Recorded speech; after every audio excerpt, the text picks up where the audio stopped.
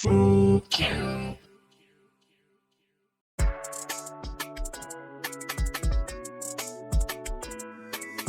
Hello everyone, my name is Tongsly and welcome back to Genshin Impact! On the last episode of Genshin Impact, we just discovered the location of where and who has been taking the Keepers, which turned out to be a group of Eremites, led by a man named Ramon. Someone that, one of our special characters know very close, and she is very much trying her best to convince to release them. And after we have conflicted with them crossing swords, or at least watching them cross swords with each other, everyone just got pulled deep into the sands, and we are now in face-to-face with a opening to a temple. After the grandfather that we have found that was one of the keepers, still alive, thankfully, he released a magical power and protected us. So, let's see what's in this temple, shall we? Let's go in. Let us venture forth into this temple ruin.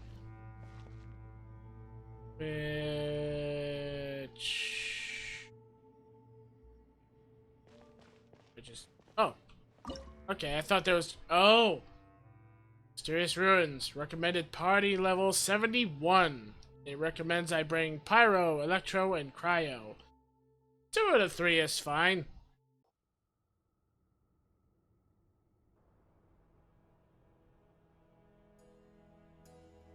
It's full of life here. This defies comprehension. It looked completely desolate from the outside. Yet, it flows with energy inside. Yeah! And there's so many plants! It's so pretty! Sir Ramon. Huh? Me? Do you see another Ramon here? Are you mocking me? What do you mean, sir? Interpret it however you want, but there's something I'd like to draw your attention to. While this structure is clearly left over from King Deshret's civilization, the energy that flows in here is that of the Dendro Archon. Whatever you say. It's not like I have a vision. There's nothing to be angry about. Think of this as an academic journey.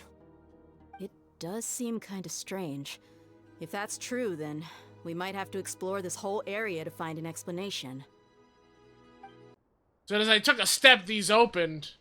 They're, reason? Rotate.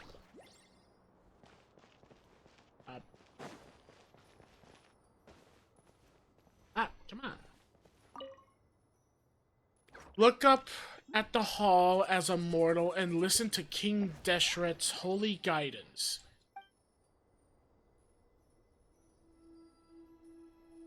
What? Ah.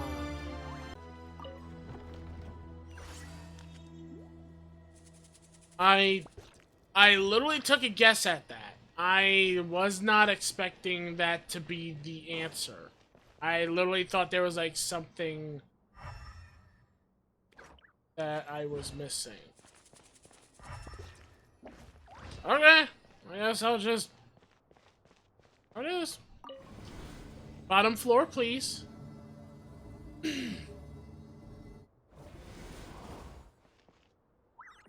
Okay.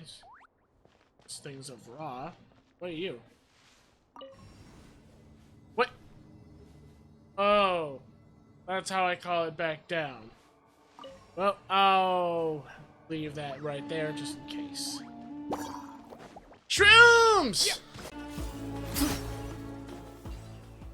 Okay.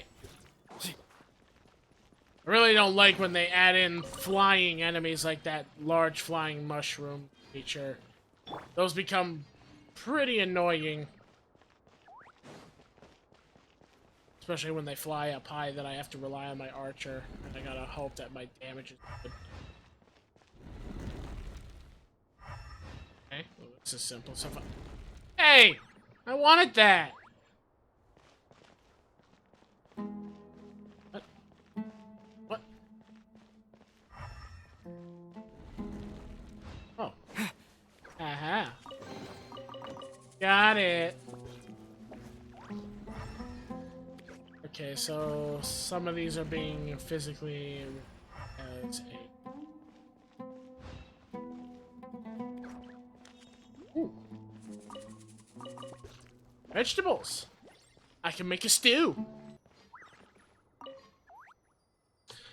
After 6 days infiltrating the temple, I finally understand the priest's parlor tricks. The elevator will descend to the ground.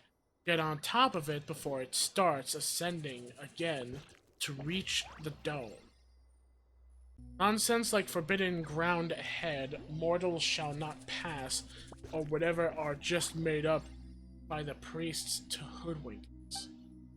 I leave this method here in hopes that people of King Deshret who shall travel here in the future shall freely enjoy the privilege of witnessing his sacred presence. Okay. So it's literally just telling me to jump on top of that. Whoop! That was easy. Okay, if this room doesn't scream ambush, I don't know what does. Hey, look at that! When you call it out and you wish you were wrong. Especially with annoying mushrooms. Why is it not hitting? Oh, it's because he's flying. Get down. Or not. Propagate! Way ahead here! Ah, projectiles. Stop it, you meanies! Meanie Bobini! This guy! Will you just die? Excuse me? Feel the beat! Hey. Let's dance. Character. What?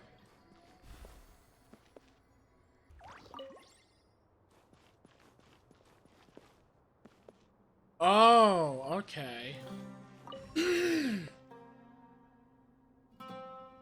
I get what I have to do. This one's actually pretty simple. Start it up. And it should be managed. Yes, okay.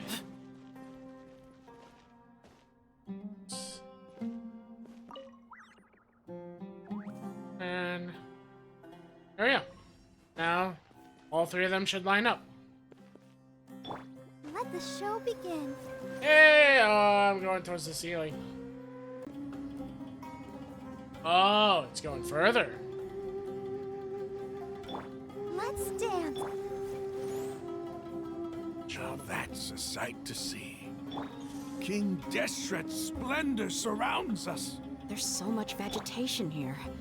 It's different than what I expected. Sure are a lot of plants for a desert. That's what I call divine providence of King Deshret. Okay. It was supposed to cool. What's that? Did I just go in a black hole? Oh. Oh. That is pretty. I will say. That is very pretty. It's getting brighter. Oh, it looks so beautiful. And I can't change to walk mode. It's forcing me to not be able to do anything. Wait. What's that?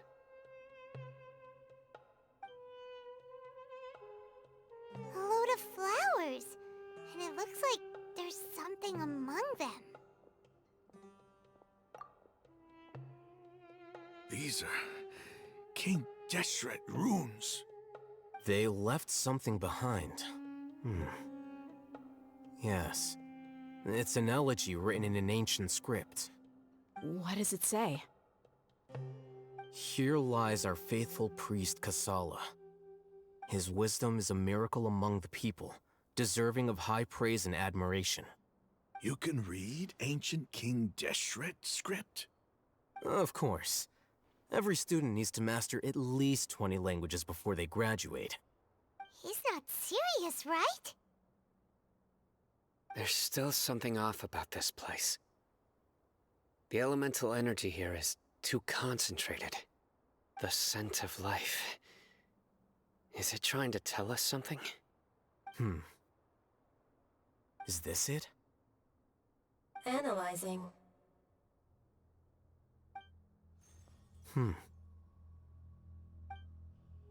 There seems to be a hidden message among these skeletal remains. Excellent. There's a device from King Deshret's civilization in this gravesite. I'll transmit the information over and project it for everyone to see. Isn't sharing knowledge against the Academia's rules? Yes. However, under the circumstances, I'd prefer you to see this for yourself. You'll understand after watching it.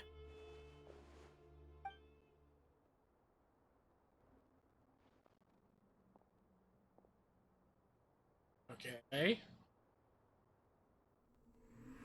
Civilization is born of knowledge, but so too can knowledge be its demise. A disaster caught us unaware. It was knowledge that did not belong to this world. King Deshret brought this forbidden knowledge into our world, and it quickly spread like a plague. People's minds were filled with crazed whispers. Dark gray scales spread across their bodies. Even the land was stripped of its vigor. Only a desperate, deathly silence remained. Were it not for Greater Lord Rukkhadevata from the forests, the damage would have been irreversible. She summoned the priests to build temples and infused into them the divine power of life. The disaster was miraculously tempered, and the embers of our civilization were preserved in Aru village. Alas, the miracle could not last. As long as forbidden knowledge continued to exist, it would forever blight this world. In the end, the proud king of the desert, my eternal lord, chose to sacrifice himself. I have spent my whole life since guarding one of these many temples. But now, my duty is coming to an end. As I close my eyes for the final time, the sight of that noble deity will appear in my vision once more. In helping King Deshret to eradicate forbidden knowledge, she exhausted her strength, and her form became that of a small child. How strange. Now that I think of her, I no longer have any fear of death, for I sense that the spirit of life will abide with me during my eternal sleep. Children of the desert, cling no longer to past grievances, but hold tight to the memory of this act of benevolence. What was that? The priest's memories. No, impossible. Not impossible. That guy just dropped a truth bomb right on your eye-patched head. How do you feel? Greater Lord Rukkhadevata. So the former Dendro Archon and King Deshret were never enemies at all. But this doesn't make any sense. The Dendro Archon's followers, they're clearly... Was that the former Dendro Archon? He became so tiny in the end.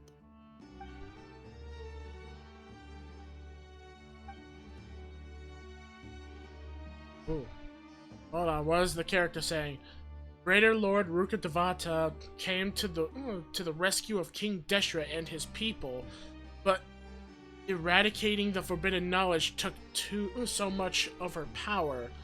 Yeah, so that's why she's a child now. So like we've already saw her. That's the thing that my friend Corelli didn't want to spoil for me. So this whole time, that little child that's like possessing people's bodies now and then through the devices that the people made, that's her. She is the Archon. And this whole time, people of King Deshret thought that her and Deshret were enemies, but it turns out they worked together in order to help, like, pull back the plague of the forbidden knowledge that was corrupting the lands. And now this guy's seeing the light, and we just gotta hope nothing happens to this guy so that he can spread the news, because he just got mic dropped. Bam! The two deities have... Oh, crap. Hold on, I need to read all this. I need to stop going auto for a second. The two deities' followers have resented each other all this time, completely unaware that their gods stuck by each other through life and death.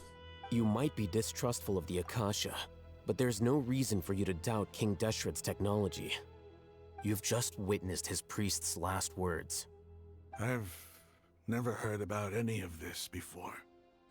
The surviving followers of King Deshret all gathered in Aru village. Our god did not make mistakes.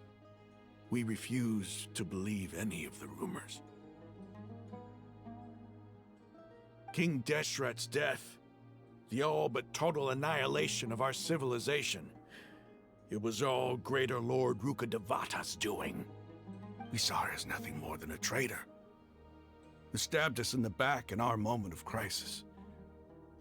Just like us humans, fighting, feuding, double-crossing each other to survive in the desert. You were blinded by your prejudice.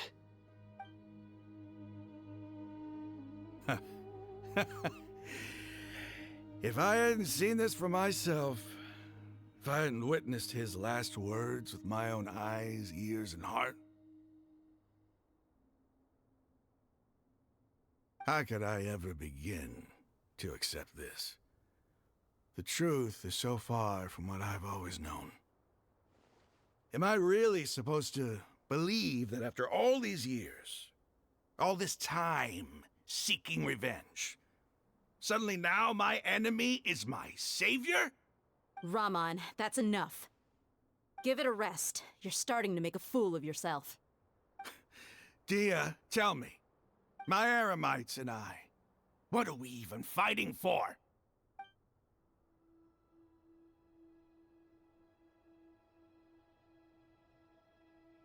Hey, how you doing? I'll live. Thanks. I should probably go. Can't just stay here forever. What's your next move gonna be? Oh, I know what you're going to ask. I feel deeply ashamed of everything I've done. You'll get everything you're asking for. But please, give me some time. After everything that's happened here today, somehow I need to explain it to the others. It's not gonna be easy. Well, I guess that's for me to deal with. Dia, this is where our camp's located. Make a note of it. When would be a good time for us to go? Tomorrow, I'll convince everyone that we're all on the same side. And I'll return every last one of your your village keepers. We'll share our other resources with you too.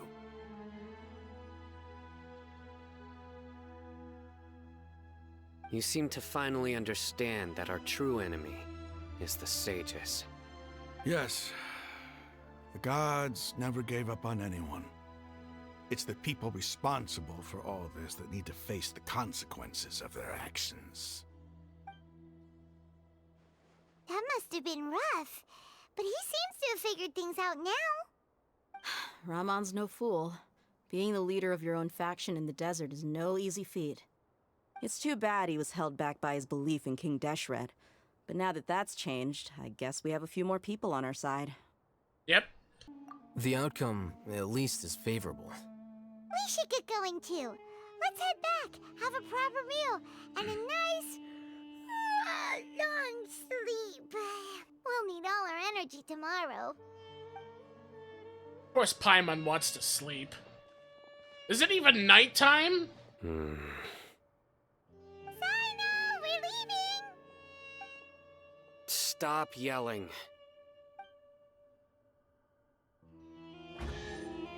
What's weird also is the guy that we saw the message of, he was wearing the same headdress as Sino.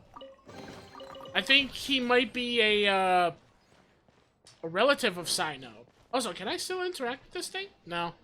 Once it's interact with in the story, it can't be interact with. That's still cool, though. That was actually a pretty cool cinematic.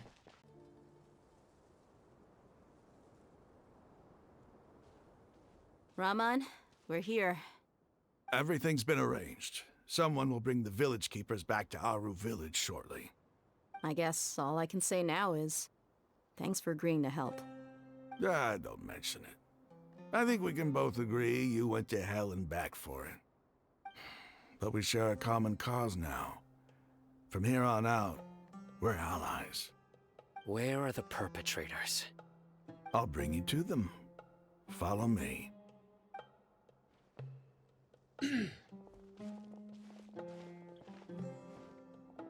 So these are the people who kidnapped the village keepers.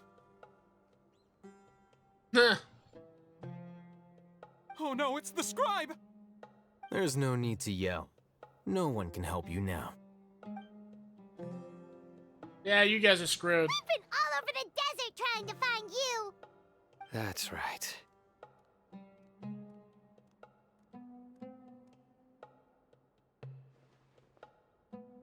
General Mahamatra? No, no! Make it quick, please! Swift and painless! Whoa. The moment they set eyes on Sino, they turned pale like they've seen a ghost! You should have known that I would be coming for you. Wait, we were just following orders. You know what I'm talking about, right? There's no way we could have done all this by ourselves. No, not Sino. He's gonna tear us limb from limb. I could do worse. Please have mercy. Start talking. Otherwise, I'll have to resort to other methods. So, your superiors have kept you quite busy recently. Why? What are they trying to accomplish? They, wanted to extract canned knowledge. Don't play dumb. You know what I'm really asking. They extract divine canned knowledge. Then what? I really don't know how to explain it. Well, you better start talking or you'll be sorry! You don't want to make things any more difficult for yourself, do ya? May I ask them a question? Be my guest. The sages are trying to create a new guard, aren't they? Huh? Uh-huh. That sure didn't sound like a fancy metaphor or anything. You're serious, aren't you? How did you know? There's no use hiding it now. Yes, you're right. The Academia is working on an important and potentially world-changing project. They are creating a new god. A god that will belong to them and to the people of Sumeru. It may seem as if Sumeru's academics are thriving, but ever since the death of Greater Lord Rukkhadevata, scholarly breakthroughs have been few and far between. The withering of Irminsul has been getting worse recently. The sages have tried everything they could think of, but nothing's worked. I'm always hearing them say things like, if only Greater Lord Rukkhadevata was still with us. Continue. And then, someone from the Fatui showed up. They called him the Doctor. He brought a gnosis and said he wanted to borrow the Academia's research facilities. The Doctor was previously expelled from the Academia. At first, the sages looked down at him in disdain. But when he said those words, everyone's expression changed. He asked them, "Do you wish to create a god?" This is what the arrogant ignorance at the extreme end of academia looks like. First, the Academia spent a long time constructing a divine vessel, which was based on an exquisite humanoid puppet. After that, they harvested dreams via the Zeb-Zerus Festival Samsara, maximizing the Akasha's output. With the Doctor's help, and the Akasha now functioning at maximum efficiency, they were able to use it to extract the power from the Gnosis and convert it into a divine core. Next, they decided that their new god needed to possess divine wisdom. For that to happen, they needed a huge quantity of divine canned knowledge. It adds up. But how do you determine whether the knowledge extracted is of divine origin? Call it an educated guess? The Academia has been trying to figure out the exact source of the Scholar's madness for centuries, but to no avail. Nobody can explain the cause of this phenomenon. Surely you can see what that implies, Scribe Alhaitham. If it's knowledge no mortal can comprehend, then it must be something only gods are able to decipher. In other words, it's the source of the God of Wisdom's omniscience and omnipotence. Yeah, it'll be the Belladir, or the Balladir. You must have noticed by now. The Academia doesn't care about who their god is. It's the ability to exercise control over knowledge and wisdom that matters. It is as if they are cursed with a desire for omniscience and omnipotence that burns in their blood. Some organisms demonstrate phototaxis, and thus orient their entire lives in respect to sources of light. For the sages, their only source of hope is the existence of a deity who embodies the acme of wisdom. This is but a form of phototaxis. For many scholars, the absence of a god of wisdom means stumbling in the darkness for the duration of their lives. Then what does Lesser Lord Kusanali mean to you? Is she not a true god present in this world? If you already have a new god, why try to create another one? From the beginning, the Academia has never treated her as a god. When the Academia first discovered Lesser Lord Kusanali, the newborn god of wisdom, the sages hoped that she would be as wise as Greater Lord Rukkhadevata. But upon evaluation, they found that at the time she possessed no more intelligence than any ordinary human child. The sages never had a ruder awakening. This forced them to accept that Greater Lord Rukkhadevata had indeed passed away. Not to mention that Lesser Lord Kusanali's Gnosis has been used to power the Akasha this entire time. By herself, she has neither an Archon's raw power, nor the spectacular insight expected of a god of wisdom. Slowly but surely, people began to forget about her existence. So, this is the path the sages have chosen.